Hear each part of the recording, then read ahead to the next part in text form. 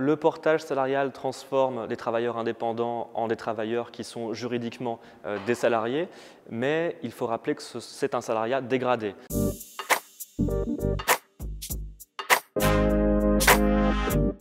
Le salariat est une forme d'emploi qui, on le sait, est fortement remis en question. Remis en question par l'apparition d'autres formes qui sont à mi-chemin entre le salariat et, par exemple, les travailleurs indépendants. Parmi toutes ces formes, il y en a une qui s'appelle les sociétés de portage salarial. Et pour nous en parler, Alexis Louvion, doctorant au laboratoire Liriceau, à l'Université Paris-Dauphine, et qui a fait sa thèse sur ces sociétés de portage qui s'intitule « Blanchir les zones grises de l'emploi ».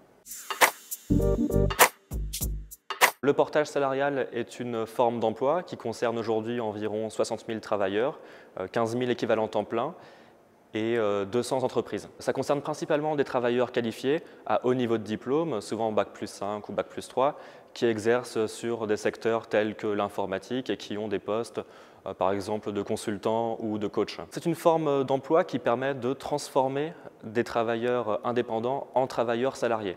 Alors comment ça marche? En fait, le travailleur indépendant, le travailleur porté, trouve lui-même ses clients, négocie avec son client le tarif de ses prestations, le contour de ses prestations et la durée de sa mission. Et dans le même temps, il va signer un contrat de travail avec une entreprise de portage salarial. L'entreprise cliente verse le chiffre d'affaires du travailleur à l'entreprise de portage salarial qui va transformer ce chiffre d'affaires en salaire en payant des cotisations salariales, patronales. Le portage salarial transforme les travailleurs indépendants en des travailleurs qui sont juridiquement des salariés, mais il faut rappeler que c'est un salariat dégradé, que j'appelle un salariat de contrefaçon en fait, puisque ces travailleurs donc juridiquement salariés ne possèdent pas en réalité les mêmes droits que des travailleurs salariés classiques. Donc ça veut dire que par exemple, pour pouvoir bénéficier de congés payés ou d'arrêt maladie, ils doivent se constituer une épargne sur le compte de leur entreprise de portage et c'est cette épargne qui pourra être débloquée pour en fait constituer des droits qui sont normalement ouverts par la cotisation aux travailleurs salariés. Donc ce mouvement s'inscrit en fait dans une dynamique plus globale de fragilisation du statut de salarié, de déstabilisation de la société salariale qui voit la multiplication des contrats courts ou ce qu'on appelle les formes d'emploi atypiques. Le portage salarial crée en fait un salariat qui est fortement contributif. Ça veut dire que les travailleurs bénéficient de ressources à mesure de ce dont ils ont cotisé. Et donc, il crée une logique très individuelle où en fait chaque individu va calculer les droits sociaux dont il veut bénéficier, dont il peut bénéficier en fonction de ce qu'il va cotiser.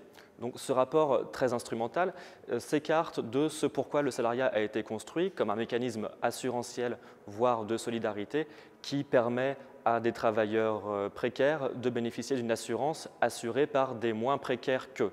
Pour lutter contre ce que je considère comme une dérive ou un dévoiement du salariat, je pense qu'il serait nécessaire de réaffirmer le caractère solidaire du salariat en créant soit au niveau des entreprises ou des coopératives, soit au niveau de l'État, des mécanismes de solidarité qui organisent une redistribution des revenus entre les travailleurs les plus aisés et ceux qui ont le plus de mal à décrocher des missions. On pourrait s'interroger sur l'opportunité ou non de permettre aux individus de bénéficier de revenus indépendamment ou en tenant à distance leur situation d'emploi. C'est par exemple ce qui est fait pour les intermittents du spectacle où un régime spécifique d'assurance chômage vient financer du hors-emploi davantage que pour d'autres salariés.